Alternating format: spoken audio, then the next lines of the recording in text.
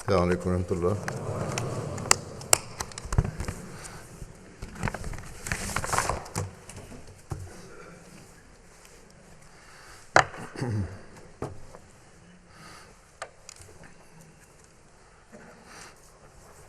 أشهد أن لا إله أشهد أن لا إله إلا الله وحده لا شريك له وأشهد أن محمدا عبده ورسوله أما بعد فأعوذ بالله من الشيطان الرجيم بسم الله الرحمن الرحيم الحمد لله رب العالمين الرحمن الرحيم مالك يوم الدين إياك نعبد وإياك نستعين اهدنا الصراط المستقيم صراط الذين أنعمت عليهم غير المغضوب عليهم ولا الضالين۔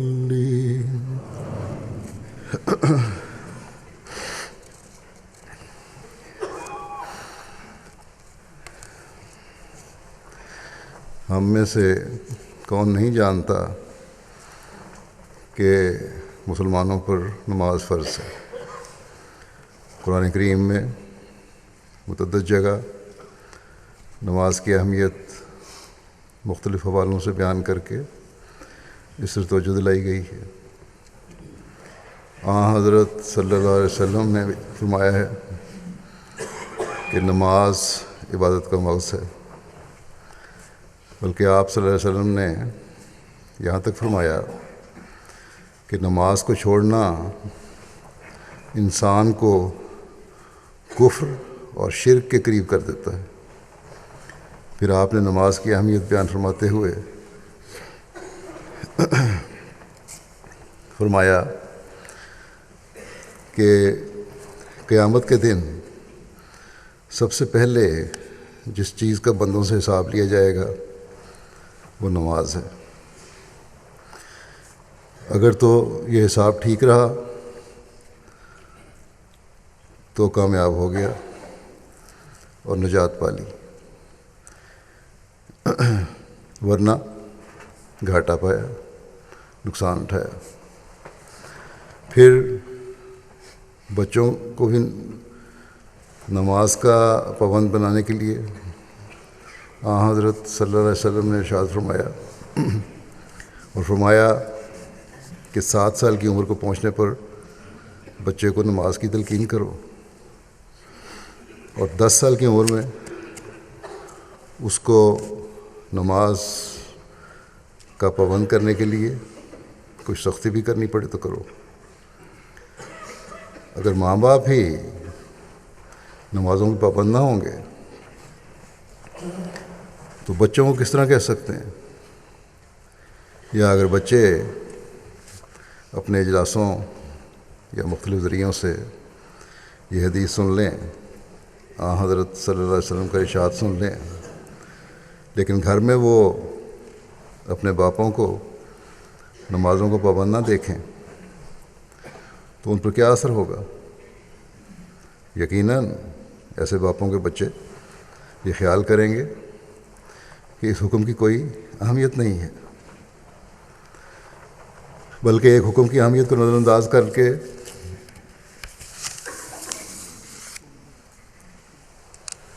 کرنے سے بچے کے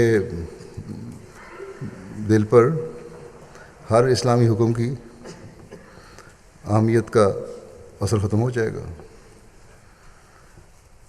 ایسے لوگ نہ صرف پھر حضرت صلی اللہ علیہ وسلم کے ارشاد کے مطابق خود گھاٹا پانے والوں میں شامل ہو رہے ہوتے ہیں، بلکہ اپنی اولاد کو بھی گھاٹا پانے والوں میں شامل کروا رہے ہوتے ہیں۔ دنیاوی خواہشات کے پورا کرنے کے لیے، بچوں کی دنیاوی ترقی کے لیے تو ماں باپ فکر کا اظہار کر رہے ہوتے ہیں، لیکن جو اصل فکر کا مقام ہے اس کی پرواہ بھی نہیں ہوتی۔ پھر ایک حقیقی مومن کے لیے صرف نماز ہی ضروری نہیں ہے جس سے اس کا روحانی میل کچیل دور ہوتا ہے، جیسا کہ حضرت صلی اللہ علیہ وسلم نے ایک مثال دیتے ہوئے فرمایا کہ کیا تم سمجھتے ہو کہ اگر کسی کے دروازے کے پاس سے نہر گزر رہی ہو اور وہ اس میں 5 بار روزانہ نہائے تو اس کے جسم پر کوئی میل رہ جائے گی؟ صحابہ نے عرض کیا یا رسول اللہ، یقیناً کوئی میل نہیں رہے گی۔ اس پر آپ صلی اللہ علیہ وسلم نے فرمایا تو پھر یہی مثال 5 نمازوں کی ہے۔ اللہ تعالیٰ ان کے ذریعے گناہ معاف کرتا اور کمزوریاں دور کرتا ہے۔ 5 نمازیں پڑھنے والے کی روح پر کوئی میل نہیں رہتی۔ بس یہ ہے نماز کی اہمیت جو حضرت صلی اللہ علیہ وسلم نے ایک خوبصورت مثال کے ذریعے بیان فرمائی ہے۔ لیکن جیسا کہ میں نے کہا، صرف نماز پڑھنے کا ہی حکم نہیں ہے، بلکہ حقیقی مومن مردوں کو اس روح کی میل اتارنے کے لیے مزید وضاحت فرمائی۔ آپ صلی اللہ علیہ وسلم نے فرمایا کہ جس شخص نے گھر سے وضو کیا پھر وہ اللہ تعالیٰ کے گھر یعنی مسجد کی طرف گیا تاکہ وہاں فرض نماز ادا کرے، تو مسجد کی طرف جاتے ہوئے جتنے قدم اس نے اٹھائے ان میں سے اگر ایک قدم سے اس کا ایک گناہ معاف ہوگا تو دوسرے قدم سے اس کا ایک درجہ بلند ہوگا، یعنی ہر قدم ہی اسے ثواب دینے والا ہے۔ پھر ایک موقع پر باجماعت نماز کی اہمیت کو آپ صلی اللہ علیہ وسلم نے اس طرح بیان فرمایا کہ کیا میں تمہیں وہ بات نہ بتاؤں جس سے اللہ تعالیٰ گناہ مٹا دیتا ہے اور درجات بلند کرتا ہے؟ صحابہ رضوان اللہ علیہم نے جو ہر وقت اس بات کے لیے بے چین تھے کہ ہمیں کب کوئی موقع ملے اور ہم اللہ تعالیٰ کو راضی کرنے کی کوشش کریں، اس کو راضی کرنے کے طریقے سیکھیں، اس کا قرب حاصل کریں، اپنے گناہوں سے دوریاں پیدا کریں۔ انہوں نے عرض کیا یا رسول اللہ، ضرور بتائیے۔ آپ صلی اللہ علیہ وسلم نے فرمایا، دل نہ چاہنے کے باوجود خوب اچھی طرح وضو کرنا اور مسجد میں دور سے چل کر آنا اور ایک نماز کے بعد دوسری نماز کا انتظار کرنا، یہ گناہوں سے دوریاں پیدا کرتا ہے۔ آپ نے فرمایا اتنا ہی نہیں، یہ ایک قسم کا رباط ہے، یعنی سرحد پر چھاؤنیاں قائم کرنے کے برابر ہے۔ جس طرح ملک کو اپنی حفاظت کے لیے سرحدوں پر چھاؤنیاں بناتے ہیں، فوجیں رکھتے ہیں، یہ اسی طرح ہے۔ سرحدوں پر چھاؤنیاں کیوں قائم کی جاتی ہیں؟ اس لیے جیسا کہ میں نے کہا اپنی ملک کی حفاظت کے لیے، تاکہ دشمن کے حملے سے محفوظ رہا جائے اور حملے کی صورت میں فوراً مقابلے کے لیے تیار ہوا جا سکے۔ بس ایک مومن کو سب سے بڑا خطرہ جس سے بچنے کے لیے اس کو ضرورت ہے، جس کے سے بچنے کے لیے چھاؤنی قائم کرنے کی ضرورت ہے، وہ خطرہ شیطان کا ہے، دنیاوی خواہشات کا خطرہ ہے جو شیطان دل میں پیدا کرتا ہے۔ ان کے ذریعے سے شیطان حملہ کرتا ہے۔ بس ان سے بچنے کے لیے نماز با جماعت کی چھاونی ہے، یہی محافظوں کا دستہ ہے جو شیطان کے حملوں سے بچائے گا۔ گناہوں سے انسان بچے گا اور نیکیوں کی طرف توجہ پیدا ہوگی۔ اسی طرح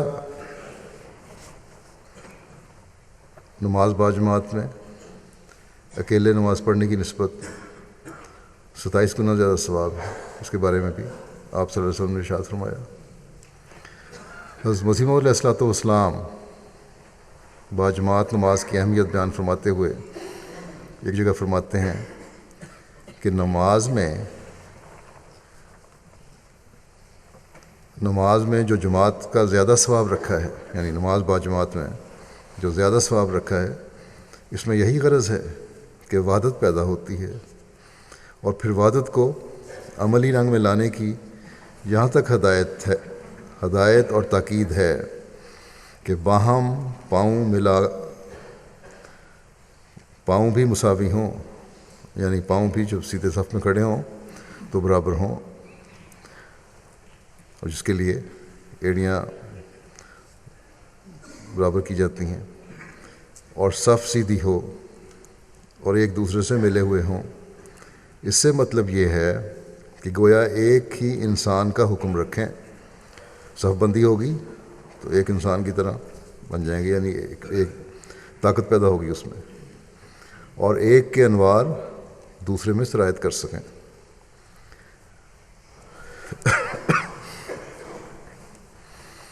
وہ تمیز جس سے خودی اور خود غرضی پیدا ہوتی ہے نہ رہے، یعنی سب ایک صف میں کھڑے ہوں گے، امیر بھی غریب بھی۔ بعض باتیں بعض لوگوں کے دماغوں میں خود ہی ہوتی ہے، خود غرضی ہوتی ہے، اس کو با جماعت نماز ختم کرتی ہے۔ فرمایا کہ یہ خوب یاد رکھو کہ انسان میں یہ قوت ہے کہ وہ دوسرے کے انوار کو جذب کرتا ہے۔ کسی میں زیادہ نیکی کا اثر ہے، اچھے اونچے مقام پر ہے نیکیوں کے، دوسرا بھی اس کو اثر کرے گا، اس کو قبول کرے گا۔ بس نیکیوں کے اثر کو قبول کرنے کے لیے با جماعت نماز بھی فائدہ دیتی ہے۔ بس نماز با جماعت سے جہاں ایک وحدت کا اظہار ہے جو اللہ تعالیٰ امت میں پیدا کرنا چاہتا ہے،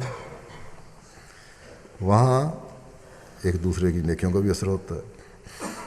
جب ایک ہی صف میں زیادہ نیکیاں بجا لانے والے اور روحانی لحاظ سے بڑے ہوئے اور اسی طرح کمزور لوگ جو ہیں وہ بھی کھڑے ہوں گے تو کمزوروں پر نیکیوں کا اثر پڑے گا، اور ان میں بھی نیکیوں میں بڑھنے اور ترقی کرنے اور روحانیت کے بڑھانے کی قوت بڑھے گی۔ اور جب یہ وحدت پیدا ہوتی ہے اور جب روحانیت بڑھتی ہے تو پھر شیطانی طاقتیں کمزور ہو جاتی ہیں۔ اس زمانے میں اللہ تعالیٰ نے حضرت صلی اللہ علیہ وسلم کے غلام صادق کو بھیجا، جنہوں نے ہمیں عبادتوں اور نمازوں کا صحیح ادراک پیدا کرنے کی طرف رہنمائی فرمائی۔ بس اگر ہم ایک طرف تو یہ دعویٰ کریں کہ ہم نے اپنی روحانی حالت کی بہتری اور وحدت کے قیام کے لیے حضرت صلی اللہ علیہ وسلم کے غلام صادق اور مسیح موعود اور مہدی موعود کو مان لیا، اور دوسری طرف ہمارے عملوں اور خاص طور پر بنیادی اسلامی حکم کے بجا لانے میں کمزوری ہو، بنیادی جو فرض ہے اس میں کمزوری ہو، اس چیز میں کمزوری ہو جو ہماری پیدائش کا مقصد ہے،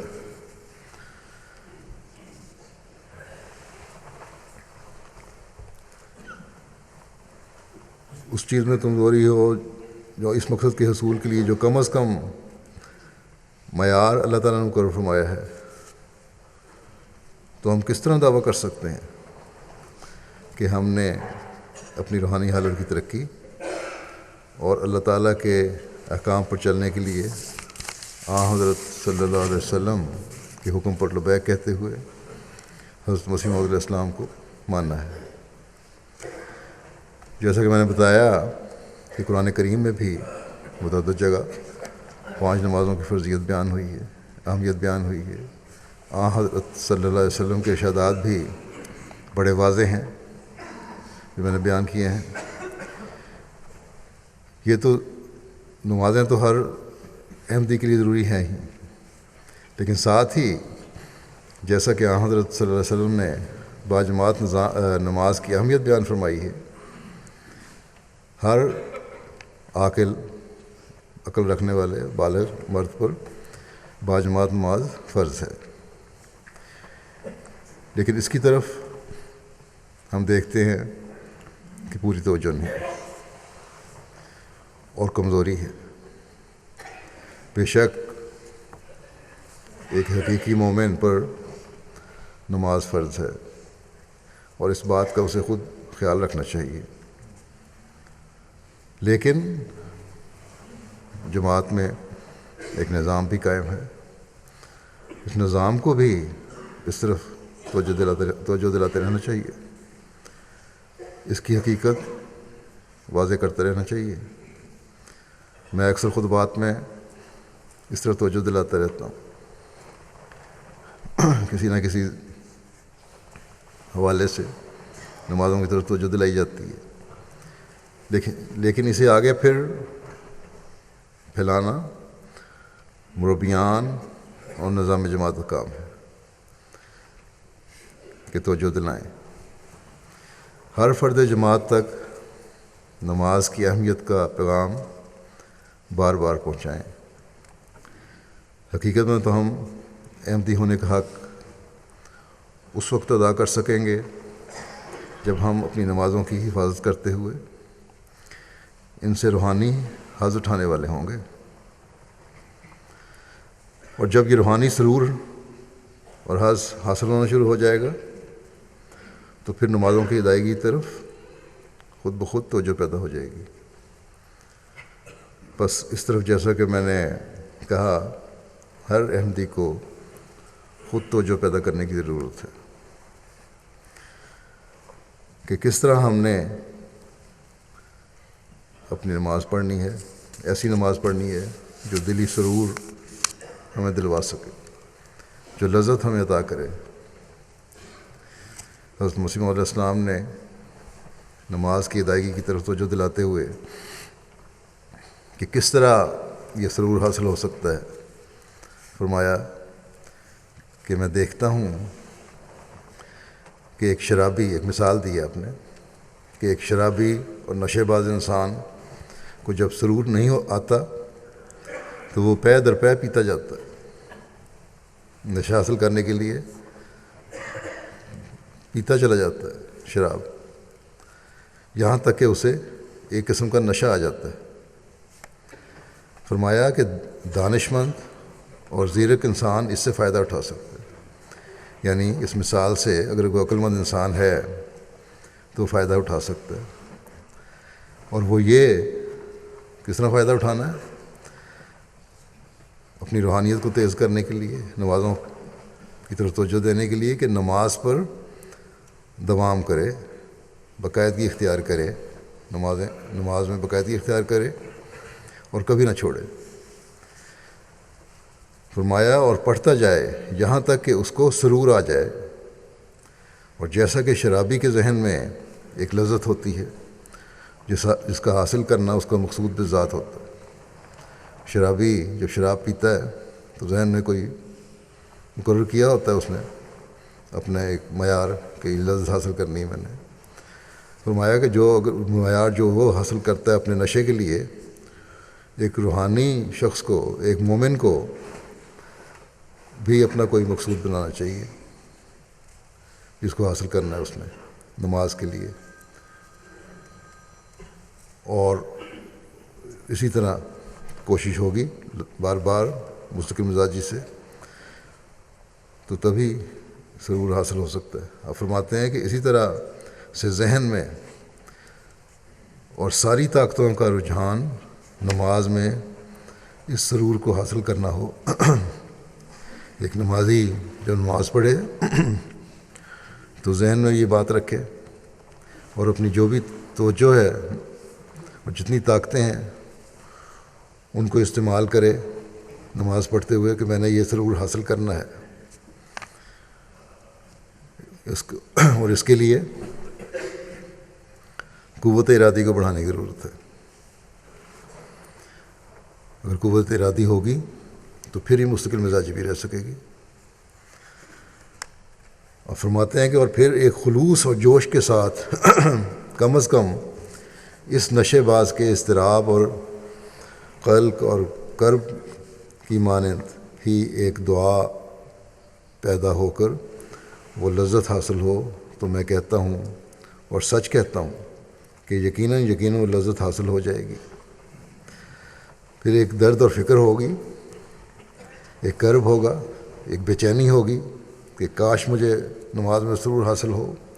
نماز پڑھتے ہوئے اس بے چینی کا بار بار اظہار ہو اللہ تعالیٰ کے آگے. تو آپ فرماتے ہیں کہ یقیناً پھر وہ سرور حاصل ہو جائے گا، لذت حاصل ہو جائے گی. بس مستقل مزاجی کے ساتھ نماز میں اس کا مزہ لینے کی کوشش آخر ایک وقت میں دل کو پگھلا کر وہ مزہ دے دیتی ہے. آپ نے اس بات کی بھی تاکید فرمائی، وضاحت فرمائی کہ اللہ تعالیٰ فرماتا ہے کہ نماز فواحش اور برائیوں سے بچاتی ہے. لیکن اس کے باوجود ہم دیکھتے ہیں لوگ سوال بھی کرتے ہیں، باوجود نماز پڑھنے کے لوگ بدیاں کرتے ہیں، برائیاں کرتے ہیں. تو اس کا جواب یہ ہے، آپ فرماتے ہیں کہ اس کا جواب یہ ہے کہ روح اور سچائی کے ساتھ نمازیں نہیں پڑھتے، بلکہ صرف رسم اور عادت کے طور پر ٹکریں مارتے ہیں. بس ہمیں ہمیشہ یاد رکھنا چاہیے کہ اللہ تعالیٰ کہتا ہے کہ نماز برائیوں سے بچاتی ہے، تو یقیناً یہ سچ ہے. اللہ تعالیٰ کا کلام جھوٹا نہیں ہو سکتا. جن لوگوں میں نمازیں پڑھنے کے باوجود برائیاں قائم رہتی ہیں ان کی نمازیں صرف ظاہری نمازیں ہوتی ہیں، وہ اس کی روح کو نہیں سمجھتے. بس یہ بہت ہی قابل فکر بات ہے جس پر ہم میں سے ہر ایک کو اپنی حالت کا جائزہ لینا چاہیے. اگر ہمیں لذت و سرور آ رہا ہو یا یہ پکا ارادہ ہو کہ میں نے لذت اور سرور حاصل کرنا ہے،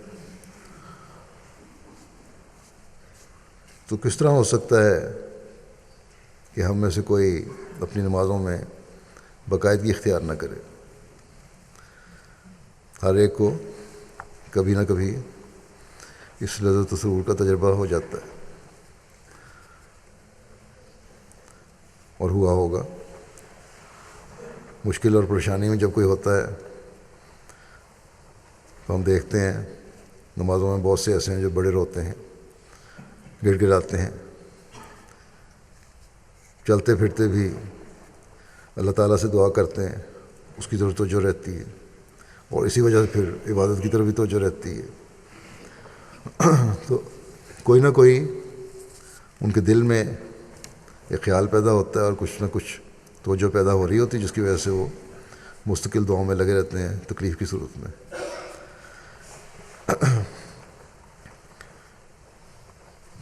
لیکن جب اپنی خواہشات پوری ہو جائیں، جب مشکلات سے نکل جائیں، تو پھر بہت سارے ایسے ہیں جن کی نمازوں میں، عاجزانہ دعاؤں میں سستی پیدا ہو جاتی ہے۔ بس جیسا کہ حضرت مسیح موعود علیہ الصلوۃ والسلام نے فرمایا کہ ہمیں مسلسل کوشش سے اپنے سامنے یہ ٹارگٹ رکھنا ہے کہ چاہے حالات اچھے ہوں یا برے، تنگی میں بھی اور کشائش میں بھی، اس لذت و سرور کو حاصل کرنے کی کوشش کرنی ہے جو نشے کی کیفیت طاری کر دے۔ اور صرف ذاتی حالات ہی نہیں، ایک مومن کو تو معاشرے کے عمومی حالات بھی جو ہیں وہ بھی درد پیدا کرنے والے ہونے چاہیے، اور جب یہ درد کی کیفیت ہوتی ہے تو پھر درد سے دعائیں بھی نکلتی ہیں۔ پاکستان میں مثلاً جماعتی حالات بہت خراب ہیں، ہر طرف سے افراد جماعت کے خلاف نفرتوں کے تیر برسائے جا رہے ہیں، بغضوں اور کینوں کے اظہار ہو رہے ہیں، ملاؤں کے خوف سے یا ان کی باتوں سے غلط فہمی پیدا ہونے کی وجہ سے پرانے تعلق والے وائرس جماعت بھی بعض جگہ مخالفتوں میں بڑھتے چلے جا رہے ہیں۔ عمومی طور پر بھی دیکھیں تو ان ظلموں کی انتہا ہو چکی ہے۔ ایسے میں پاکستان میں تو ہر احمدی کو جہاں لذت و سرور والی نمازیں پڑھنے کی کوشش کرنی چاہیے، وہاں مسجدوں کو آباد کرنے کی طرف بھی توجہ دینی چاہیے۔ گزشتہ دنوں خدامت احمدیہ پاکستان کی طرف سے شورا کے فیصلہ جات کی تعمیل کی ایک رپورٹ آئی، تو اس میں انہوں نے لکھا کہ تعداد کے لحاظ سے تربیتی فیصلہ جات میں ہم نے یہ کامیابیاں حاصل کیں۔ بڑی اچھی بات ہے، ترقی کی طرف قدم بڑھے ہیں۔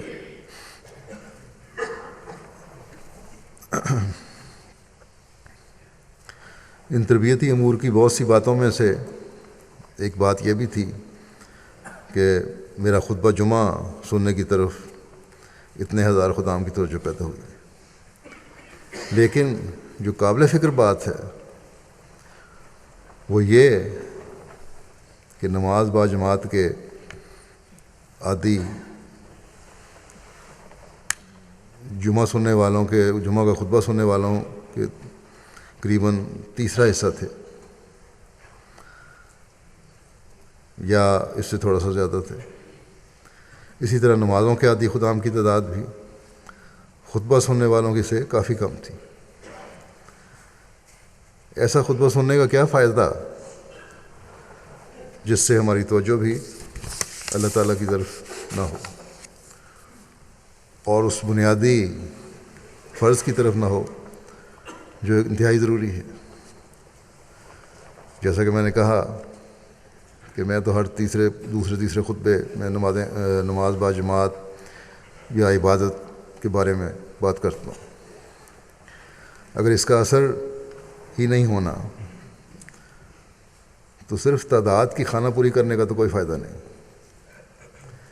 پاکستان میں جیسے احمدیوں کے حالات ہیں انہوں نے بیان کیے، اگر اس کے بعد بھی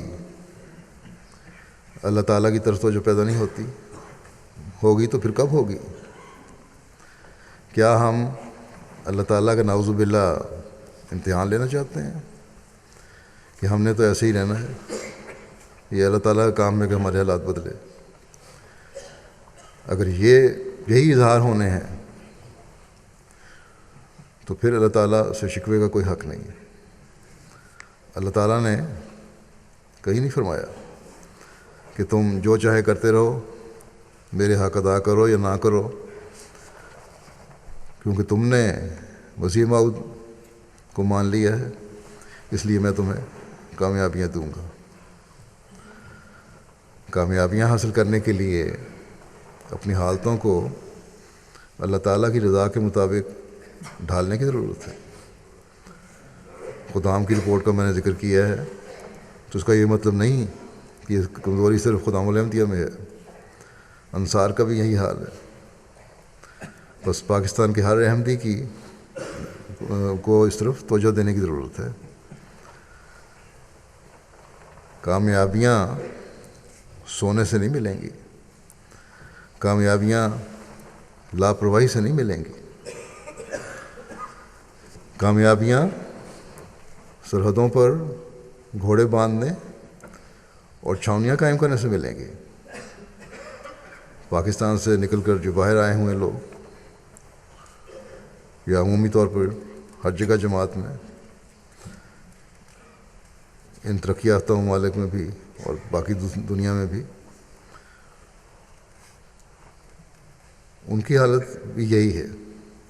ہم یہ نہیں کہہ سکتے کہ باہر آ کے بڑے نمازی ہو گئے یا ہر جگہ نمازی ہیں۔ جماعتوں کا جائزہ لیں تو بہت ساری کمزوریاں نظر آئیں گی نمازوں کے معاملے میں۔ ہر انصاف سے اگر ہر تنظیم اپنے جائزے لے ہر ملک میں، تو نتائج خود بخود سامنے آ جائیں گے۔ لیکن پاکستان سے باہر آئے ہوئے لوگ جو ہیں، ان کو خاص طور پہ خیال رکھنا چاہیے کہ اللہ تعالیٰ نے ان پر جو فضل کیے ہیں اس کا شکریہ بھی ادا کرنا ہے، اس کا اظہار کس طرح کرنا ہے۔ بعض جماعتوں میں اچھی حاضری ہوتی ہے نمازوں کی، لیکن پھر بھی کوئی نہ کوئی نماز کسی نہ کسی کی ضائع ہو رہی ہوتی ہے۔ بہت کئی ایسے ہیں جو بعض دفعہ ایک آدھ نماز نہیں بھی پڑھتے، اور اس کی ایک وجہ جیسا کہ میں نے کہا یہ بھی ہے کہ نظام اس کی طرف توجہ نہیں دلاتا، اور نظام کی بھی دوسری ترجیحات ہیں۔ میرے خطبات اول تو ہر ایک سنتا ہی نہیں، یہ کہنا کہ 100% لوگ سنتے ہیں بھی غلط ہے، اور اگر سن بھی لیں پھر بھی مستقل یاد دہانی کروانا نظام جماعت کا کام ہے۔ اس لیے نظام قائم کیا گیا ہے کہ تربیت کی طرف توجہ ہو۔ گزشتہ دنوں یہاں کی ایک جماعت کی مجلس عاملہ سے ملاقات تھی، تو صدر صاحب نے بتایا کہ جب سے میں صدر بنا ہوں مالی نظام کی طرف میں نے بہت توجہ کی ہے، اور اب ہم اس میں بہت تیزی سے آگے بڑھ رہے ہیں۔ تو میں نے انہیں کہا کہ ٹھیک ہے، یہ کوشش تو آپ نے کی، لیکن جو ایک مومن کے لیے بنیادی چیز ہے اور فرض ہے، یعنی نماز، اس کے لیے آپ نے کیا کوشش کی ہے؟ تو اس بارے میں خاموشی تھی۔ گو فجر اور عشاء کی نماز کی حاضری کے بارے میں جو میں نے استفسار کیا اور جائزہ لیا، تو اس میں جو اعداد و شمار سامنے آئے کافی بہتر تھے، لیکن نظام کی اس میں کوئی کوشش نہیں تھی۔ اگر لذت و سرور پیدا کرنے والے نمازی پیدا ہو جائیں گے تو مالی نظام خود بخود ٹھیک ہو جائے گا، کیونکہ تقویٰ کا معیار بڑھنے سے ہی مالی قربانی کی طرف بھی توجہ پیدا ہوتی ہے۔ اور یہی نہیں بلکہ امور عامہ اور قضاء کے مسائل بھی جو ہیں بہت حد تک حل ہو جائیں گے، بلکہ باقی شعبہ جات بھی ایکٹیو ہو جائیں گے اگر نمازیں صحیح طرح ادا کرنی شروع کر دیں سارے۔ اور آج کل تو صرف پاکستان ہی نہیں، دنیا کے عمومی حالات ایسے ہیں کہ جنگ اور تباہی کا خطرہ بڑی تیزی سے بڑھ رہا ہے۔ حکومتوں نے بھی اب اس کا اظہار کرنا شروع کر دیا، اور اس کے لیے کچھ نہ کچھ حد تک کارروائیاں بھی شروع کر دی ہیں۔ ایسے وقت میں اللہ تعالیٰ کی پناہ ہی ہے جو بچائے گی۔ بہت سے لوگ لکھتے ہیں کہ جنگ شروع ہو گئی تو کیا ہوگا، ہم کیا کریں؟ تو ان کو یہی جواب ہے کہ اگر ان خطروں سے بچنا ہے تو پھر جیسا کہ حضرت مسیح علیہ الصلوۃ والسلام نے فرمایا ہے، خدائے ذوالعجائب سے پیار کرنا ہوگا، اور اس کا ایک ہی طریقہ ہے اس پیار کا کہ اپنی نمازوں اور اپنی عبادتوں کو اس کے حکم کے مطابق ڈھالتے ہوئے لذت و سرور پیدا کرنے کی ہم کوشش کریں۔ اکثر لوگ ان ممالک میں آ کر دنیاوی کشائش دیکھ کر خدا تعالیٰ کو بھلا دیتے ہیں۔ ان کے خیال میں یہ کشائش انہیں ان ملکوں کی ترقی کی وجہ سے ملی ہے، اور یہ خیال پیدا ہوتا ہے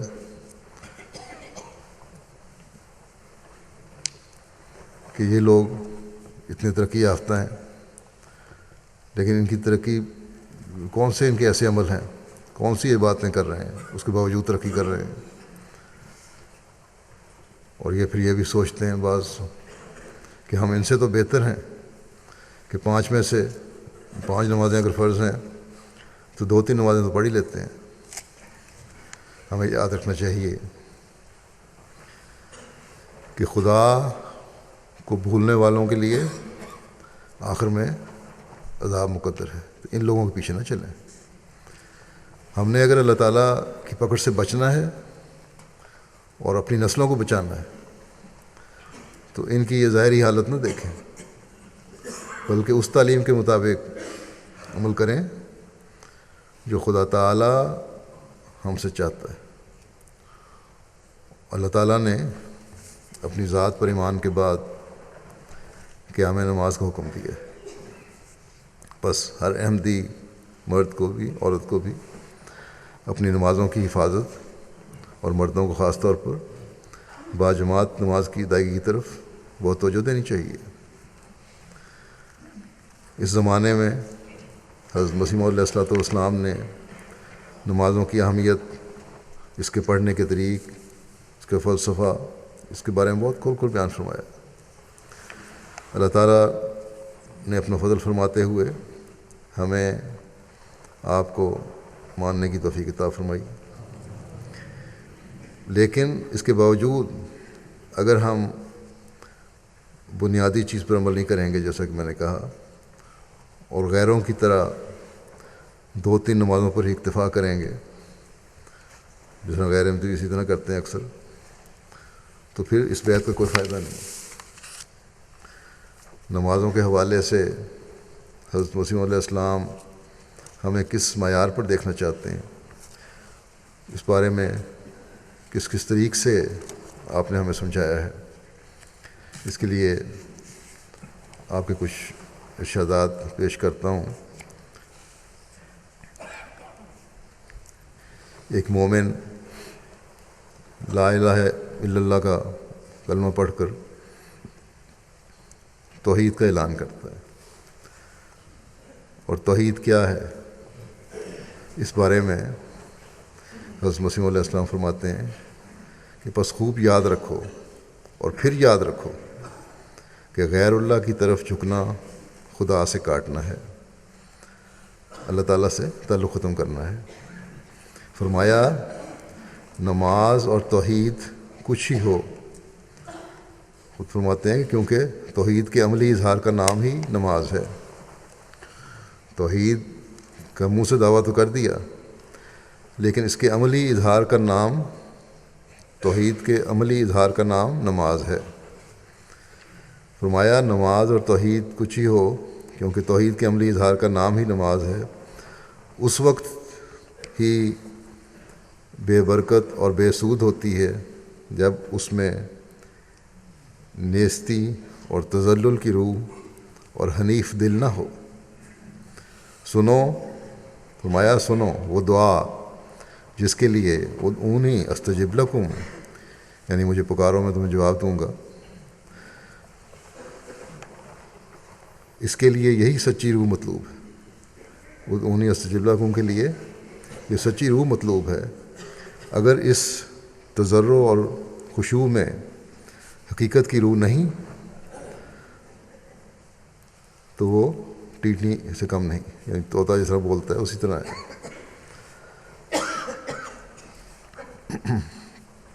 سچی روح پیدا کرنی چاہیے، تضرع اور خشوع پیدا کرنا چاہیے، اگر وہ نہیں تو کوئی فائدہ نہیں۔ بس جیسا کہ پہلے بھی ذکر ہو چکا ہے کہ دعا میں عاجزی اور تضرع ہو تو پھر اللہ تعالیٰ قبول فرماتا ہے۔ پھر آپ نے یہ وضاحت فرمائی کہ نماز کی مختلف حالتیں جیسے قیام ہے، رکوع ہے، سجدہ ہے، یہ سب حالتیں جو ہیں یہ ایک اضطراری حالت کو ظاہر کرتی ہیں، ایک بے چینی انسان کی ظاہر کرتی ہیں، کبھی اٹھتا ہے انسان، کبھی بیٹھتا ہے، کبھی سجدے میں جاتا ہے، اور ان حالتوں کی وجہ سے یہ جو اضطراری حالت ظاہری ہے، فرمایا کہ ان حالتوں کی وجہ سے دل میں سوزش اور اضطراب پیدا ہونا چاہیے، دل میں بھی سوزش اور اضطراب پیدا ہونا چاہیے، اور ہر حالت پھر جب ایسی حالت ہوگی تو پھر ہر حالت سجدے میں بھی، قیام میں بھی، رکوع میں بھی پھر لذت اور سرور حاصل ہوگا۔ پھر عبودیت کے مقام حقیقی عاجزی اور گناہوں کو جلا کر ختم کرنے والی نماز کی وضاحت فرماتے ہوئے آپ فرماتے ہیں کہ انسان کی روح جب ہمہ نیستی ہو جاتی ہے، ہر وقت عاجزی اور اپنے آپ کو کچھ نہ سمجھنا ہو جاتی ہے، تو وہ خدا کی طرف ایک چشمے کی طرح بہتی ہے۔ عاجزی پیدا ہوگی تو تبھی خدا کی طرف بہے گی، اور ما سوا اللہ سے اسے انقطاع ہو جاتا ہے، اور اس وقت خدا تعالیٰ کی محبت اس پر گرتی ہے۔ انسان جب کوشش کر کے اور اللہ تعالیٰ سے فضل مانگتے ہوئے اللہ تعالیٰ کے سوا ہر چیز سے تعلق توڑتا ہے، اس وقت خدا تعالیٰ کی محبت اس پر گرتی ہے، اور جب خدا تعالیٰ سے کی یہ محبت انسان پر گرے تو پھر آپ نے فرمایا کہ گناہ جل کر ختم ہو جاتے ہیں، اور پھر مستقل نمازوں میں سرور کی کیفیت پیدا ہو جاتی ہے۔ بس بجائے یہ شکوہ کرنے کے یا دل میں یہ خیال لانے کے کہ ہماری نمازیں ہمیں مزہ نہیں دیتی، ہمیں اللہ تعالیٰ سے اس خاص تعلق کو پیدا کرنے کی کوشش کرنی چاہیے۔ اپنی حالتوں کو دیکھیں کہ ہم صرف ٹکرے مار رہے ہیں یا نماز کا حق ادا کر رہے ہیں۔ پھر نماز میں نور اور لذت پانے کے طریق کے بارے میں مزید بیان فرماتے ہوئے آپ فرماتے ہیں کہ نماز کا التزام اور پابندی بڑی ضروری چیز ہے، تاکہ اولاً وہ ایک عادت راسخہ کی طرح قائم ہو جائے، ایک ایسی عادت بن جائے جو پکی ہو جائے، اور رجوع اللہ کا خیال ہو، اللہ تعالیٰ کی طرف جانے کا خیال رہے دل میں۔ پھر رفتہ رفتہ وقت آ جاتا ہے جب یہ چیزیں ہو جائیں گی، جب پکی عادت ہو جائے گی تو پھر آہستہ آہستہ ایسا وقت آ جاتا ہے کہ انقطاع کلی کی حالت میں انسان ایک نور اور ایک لذت کا وارث ہو جاتا ہے۔ پھر دنیا سے اتنا اسے کٹ جاتا ہے انسان، اللہ تعالیٰ کی طرف توجہ پیدا ہو جاتی ہے، اور پھر نمازوں میں وہ لذت و سرور آنی شروع ہو جاتی ہے۔ بس پہلے نماز کی عادت ضروری ہے، اپنے آپ کو نمازوں کو پابند کرنا ضروری ہے، چاہے نمازوں کو فائدہ نظر آتا ہو انسان کو ظاہری حالت میں یا نہ ہو، لیکن نمازیں بہرحال پڑھنی کیونکہ یہ فرض ہے، اور یہ سمجھ کر عادت ضروری ہے کہ میں نے ہر حالت میں اللہ تعالیٰ کی طرف ہی رجوع کرنا ہے، اس کے پاس ہی جانا ہے، ہر ضرورت کے لیے اسی سے مانگنا ہے۔ یہ مستقل مزاجی اگر رہے گی تو پھر ایک وقت آئے گا کہ نمازوں کے حق بھی ادا ہونے شروع ہو جائیں گے، نمازوں میں لذت بھی آنی شروع ہو جائے گی۔ پوچھنے پر بعض لوگ جس طرح پوچھنے پہ جواب دیتے ہیں، یہ جواب نہیں ہوگا کہ میں کوشش کرتا ہوں کہ نماز پڑھوں لیکن سستی ہو جاتی ہے۔ آپ نے ایک موقع پر فرمایا کہ سستی ہوتی ہی اس وقت ہے جب نماز کی اہمیت نہیں ہوتی، اور غیر اللہ کو انسان زیادہ اہم سمجھ رہا ہوتا ہے۔ اگر اللہ تعالیٰ پر کامل یقین ہے تو کس طرح ہو سکتا ہے کہ سستی ہو؟ بس آج دنیا کے جو حالات ہو رہے ہیں ان کے بد اثرات سے اپنے آپ کو اور اپنی نسلوں کو بچانے کے لیے اللہ تعالیٰ کی طرف خالص ہو کر جھکنا بہت ضروری ہے، اور اس جھکنے کا بہترین ذریعہ اللہ تعالیٰ اور اس کے رسول اور اس زمانے میں حضرت مسیح علیہ الصلوۃ والسلام نے یہی بتایا ہے کہ اپنی نمازوں کی ادائیگی اور حفاظت کی طرف ہم توجہ دیں۔ حضرت مسیح علیہ السلام ایک جگہ فرماتے ہیں کہ یاد رکھو کہ اس سلسلے میں داخل ہونے سے دنیا مقصود نہ ہو بلکہ خدا تعالیٰ کی رضا مقصود ہو، کیونکہ دنیا تو گزرنے کی جگہ ہے، وہ تو کسی نہ کسی ڈھنگ میں گزر جائے گی۔ فارسی کی مثلا انہوں نے فرمایا کہ شب تنور گزشت و شب سمور گزشت، کہ رات ٹھنڈی ہو یا گرم ہو گزر ہی جاتی ہے، حالات اچھے ہوں یا برے ہوں گزر ہی جاتے ہیں۔ فرمایا کہ دنیا اور اس کے اغراض اور مقاصد کو بالکل الگ رکھو، ان کو دین کے ساتھ ہرگز نہ ملاؤ، کیونکہ دنیا فنا ہونے والی چیز ہے اور دین اور اس کے ثمرات باقی رہنے والے۔ دنیا کی عمر بہت تھوڑی ہوتی ہے، تم دیکھتے ہو کہ ہر آن اور ہر دم میں ہزاروں موتیں ہوتی ہیں، مختلف قسم کی وبائیں اور امراض دنیا کا خاتمہ کر رہی ہیں۔ کبھی ہیضہ تباہ کرتا ہے، اب طاعون ہلاک کر رہی ہے، اس زمانے میں طاعون پھیلا ہوا تھا۔ کسی کو کیا معلوم ہے کہ کون کب تک زندہ رہے گا، جب موت کا پتہ نہیں کہ کس وقت آ جائے گی۔ پھر کیسی غلطی اور بےہودگی ہے کہ اس سے غافل رہے۔ اس لیے ضروری ہے کہ آخرت کی فکر کرو۔ جو آخرت کی فکر کرے گا اللہ تعالیٰ دنیا میں اس پر رحم کرے گا۔ اللہ تعالیٰ کا وعدہ ہے کہ جب انسان مومن کامل بنتا ہے تو وہ اس کے اور اس کے غیر میں فرق رکھ دیتا ہے۔ اس لیے پہلے مومن بنو، اور یہ اسی طرح ہو سکتا ہے کہ بیت کی خالص اغراض کے ساتھ جو خدا ترسی اور تقوی پر مبنی ہیں، دنیا کے اغراض کو ہرگز نہ ملاؤ۔ نمازوں کی پابندی کرو اور توبہ و استغفار میں مصروف رہو۔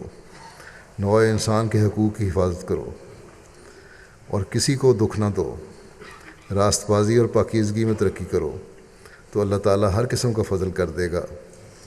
عورتوں کو بھی اپنے گھروں میں نصیحت کرو کہ وہ نماز کی پابندی کریں اور ان کو گلہ شکوہ اور غیبت سے روکو۔ پاک بازی اور راست بازی ان کو سکھاؤ۔ ہماری طرف سے صرف سمجھانا شرط ہے، اس پر عمل درآمد کرنا تمہارا کام ہے۔ جو غیروں کو سمجھائیں گے، عورتوں کو سمجھائیں یا بچوں کو سمجھائیں، تو اس کے لیے خود بھی پاک بازی اور راست بازی کے نمونے دکھانے ہوں گے۔ پھر فرمایا کہ 5 وقت اپنی نمازوں میں دعا کرو۔ اپنی زبان میں بھی دعا کرنی منع نہیں ہے۔ نماز کا مزہ نہیں آتا ہے جب تک کہ حضور نہ ہو، یعنی خاص توجہ پیدا نہ ہو، اور حضور قلب نہیں ہوتا جب تک عاجزی نہ ہو۔ عاجزی جب پیدا ہوتی ہے جو یہ سمجھ آ جائے کہ کیا پڑھتا ہے۔ اس لیے اپنی زبان میں اپنے مطالب پیش کرنے کے لیے جوش اور اضطراب پیدا ہو سکتا ہے، مگر اس سے یہ ہرگز نہیں سمجھنا چاہیے کہ نماز کو اپنی زبان میں ہی پڑھو۔ نہیں، میرا مطلب یہ ہے کہ مسنون ادعیہ اور اذکار کے بعد اپنی زبان میں بھی دعا کیا کرو، ورنہ نماز کے ان الفاظ میں خدا نے ایک برکت رکھی ہوئی ہے۔ نماز دعا ہی کا نام ہے، اس لیے اس میں دعا کرو کہ وہ تم کو دنیا اور آخرت کی آفتوں سے بچاوے اور خاتمہ بالخیر ہو، اور تمام کام تمہارے اس کی مرضی کے موافق ہوں۔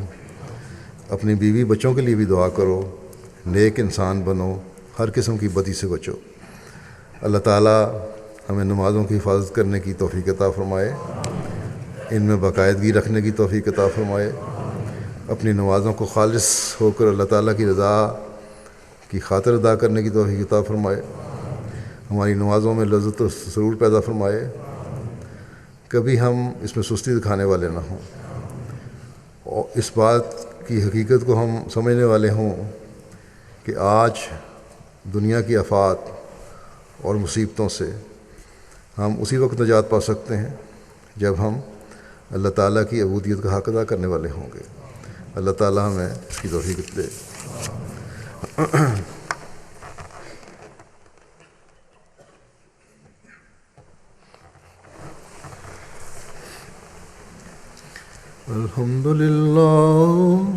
الحمد للہ نحمده ونستعینه ونستغفره ونؤمن به ونتوکل علیہ ونعوذ باللہ من شرور انفسنا ومن سیئات اعمالنا من يهده الله فلا مضل له ومن يضلل فلا هادي له ونشهد أن لا إله إلا الله ونشهد أن محمدا عبده ورسوله